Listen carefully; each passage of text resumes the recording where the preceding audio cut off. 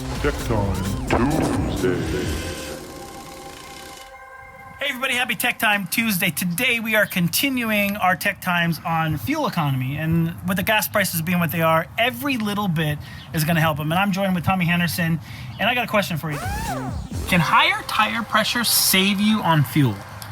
What's the trade-off? And could you share a little bit about this with our community on the things that they need to consider when they're trying to save money going all around the country? Yeah, so the first thing that I would recommend you look at related to tire pressure is safety. So first, do you have enough pressure in your tires for the load that you're carrying? In order to answer that question, you need to have your coach weighed.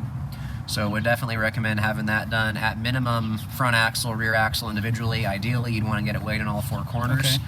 Check with tire manufacturer's sheet to make sure you're matching to the weight you're carrying, ideally with a little bit of buffer there.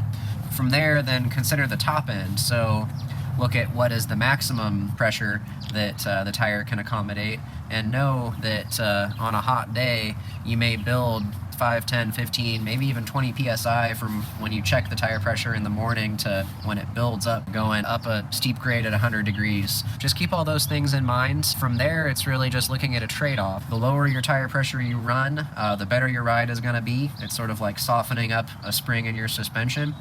But just know you can only do that up to a point where then it would become unsafe to run too low of a pressure for the weight. If you run a higher pressure, you will have better fuel economy. That's less rolling resistance. But as I mentioned, make sure that you're still accounting for the pressure that you're going to build going throughout the day. Also take into account changes in temperature from the day you check it to a few days later. Say you're going a few states south where the temperature is now 34 degrees warmer. You want to recheck your tire pressure, make sure that they're still set at the right place.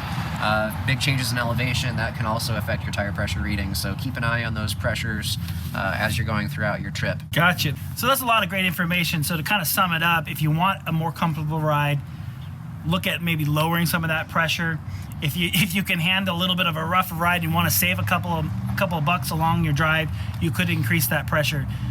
Sounds like it's a little tricky, situation. So one of the things we recommend is to come in and we do what's called a road performance assessment. We talk about it all the time, but I don't think we talk about it too much because it's so important. If you haven't had one done, you're really just driving something and you have no idea what's going on underneath you.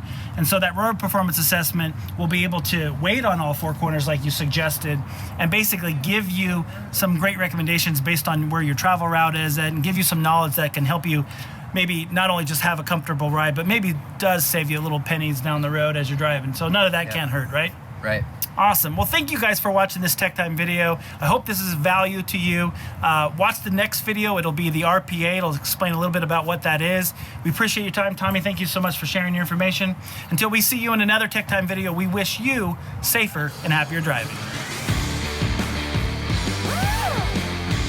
Tech Time Tuesday.